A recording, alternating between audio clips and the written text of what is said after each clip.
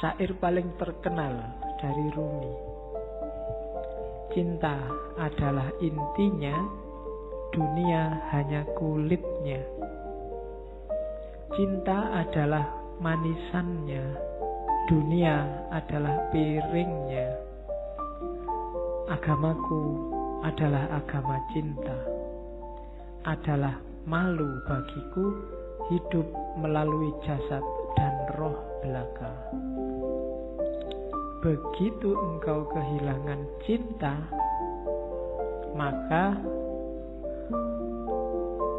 hidupmu hanya jasad dan roh. Kamu hanya fisik dan mental.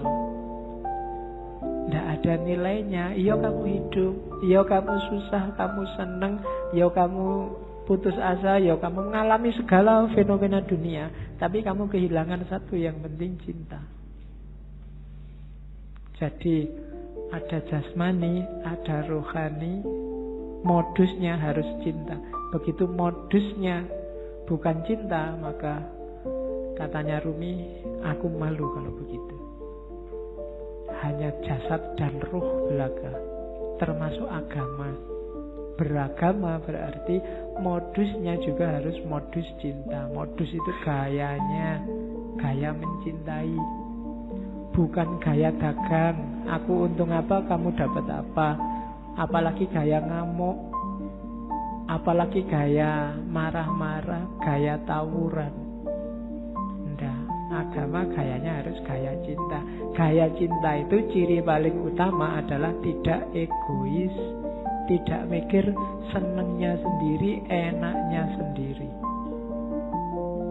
Kalau masih aku, belum. Masih aku, kelompokku, aliranku, pikiranku, pendapatku, masih egois. Tidak bisa memahami yang lain. Pokoknya sing bener aku, liyane salah kabeh. Besok yang lain masuk neraka semua. Nah, gaya kayak gini berarti bukan gaya cinta. Ngomongnya jangan, kalau cinta itu aku yang bener sih, menurutku yang bener ini. Yang lain kalau bisa tak ajak semua masuk surga bareng-bareng aku. Bukan yang lain karena kamu banyak bid'ahnya kamu masuk neraka sekarang. Enggak begitu. Aku pingin aku dan kamu masuk surga. Ayo kita masuk surga bareng-bareng, menuju Allah bareng-bareng. Ini beragama gaya cinta, bukan beragama yang egois. Kalau beragama yang egois itu tinggal jasad dan ruhnya agama. Kehilangan esensinya, kehilangan intinya. Kalimat ini saya sampaikan karena banyak yang itu, jangan-jangan Rumi ini nggak suka syariat. Suka, cuma malam ini nggak saya tampilkan. Kapan-kapan kita ngomong bagaimana syariat dalam pandangannya Rumi. Kalimat itu saya ambil saja untuk tahu bahwa itu loh dasarnya Rumi.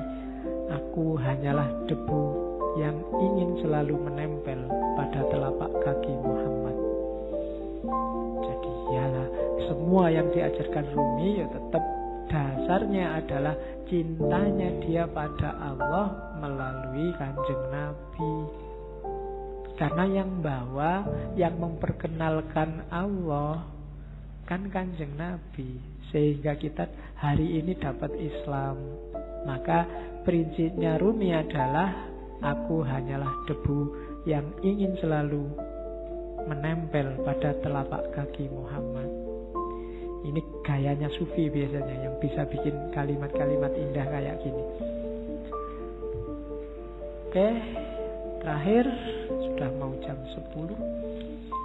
Yang masih mentah tidak akan pernah tahu keadaan matang itu seperti apa, kematangan itu seperti apa.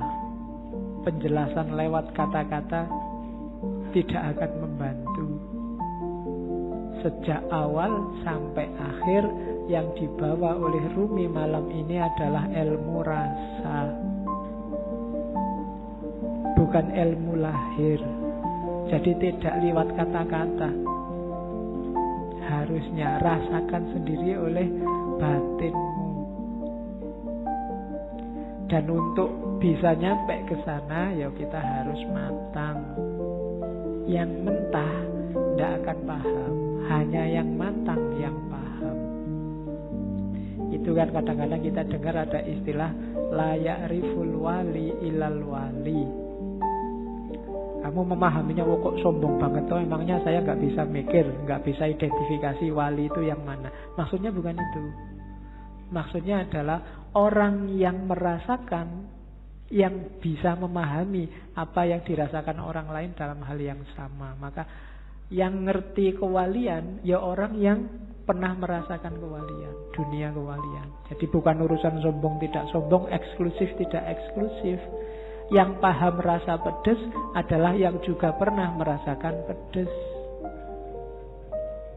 Jadi bukan urusan dunia kewalian itu eksklusif. Jadi yang mateng, yang ngerti tentang kematangan. Yang belum pernah mateng, ya tidak ngerti. Ngertinya yang mentah-mentah, wong dia juga masih mentah. Hari ini banyak yang mentah, marah-marah sama yang mateng. Ya kan, itu yang kemudian di berita-berita muncul penistaan ulama kan itu. Penistaan ulama itu kan orang-orang yang mentah, yang ngomentari yang mateng. Ya untungnya yang dikomentari mateng, ndak mungkin balas. Kalau balas berarti belum mateng. Ya, yang mateng itu kan paling nganggep yang mentah itu ya wis memang belum paham. Kayak kamu ada anak kecil kok alah cah cilik biasa kan mesti gitu.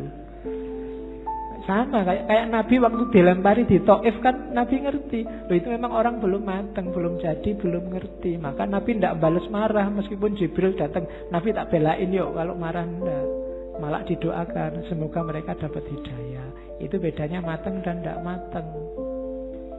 Tidak mungkin kalau dia mateng akan balas pada yang mentah. Kalau yang mentah melecehkan yang mateng, mungkin wong dia masih mentah. Jadi yang terjadi hari ini itu sangat masuk akal. Kamu gak perlu kaget. Kok ada orang menistakan ulama? Itu tidak luar biasa. Orang awam loh menistakan ulama. Biasa. Yang luar biasa ada ulama menistakan orang awam. Itu baru luar biasa. Perlu dipertanyakan keulamaannya. Jadi kamu tidak perlu kaget. Ada orang ngomentari kiaimu pedes-pedes. Lo biasa memang dia awam belum mateng. Kalau kebalik baru kamu boleh kaget. Malah kiaimu yang ngomong pedes-pedes, itu berarti kebalik. Perlu dipertanyakan. Itu berarti nggak mateng. Itu yang menurut saya logikamu kebaliknya di situ kemarin. Kok kamu marah-marah ada orang? Ya enggak. Ya dia memang nggak mateng sih ya. Nah, untuk orang yang tidak mateng, caranya apa? Yo kamu matengkan, jangan kamu gerutuk, kamu pukuli. Wong dia memang belum mateng. Diajari gimana caranya biar lurus, biar benernya gimana kan begitu.